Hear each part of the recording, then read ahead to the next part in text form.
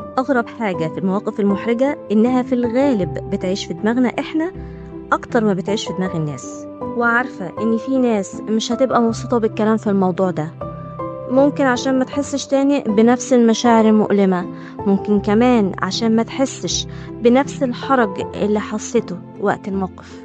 بس المواقف المحرجة مش هتقف ولا هتخلص إلا لما تفهم إزاي تتعامل معاها، وقتها مش هيبقى فيه أي موقف يقدر يحرجك أساسا.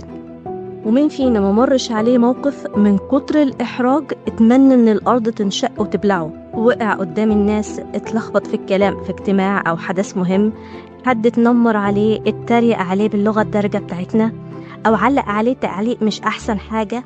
أغلب المواقف دي مش بتكون مؤلمة بسبب اللي حصل، بتكون مؤلمة بسبب الطريقة اللي احنا فسرنا بيها اللي حصل، وده اللي هنتكلم فيه.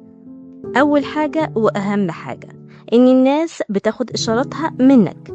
لو حسستهم إن اللي حصل كارثة هيتعاملوا على أساس كارثة، ولو ضحكت وهزرت هينسوا موقف بعد دقايق. هحكي لكم قصة بس هنسمعها في الجزء التاني بإذن الله.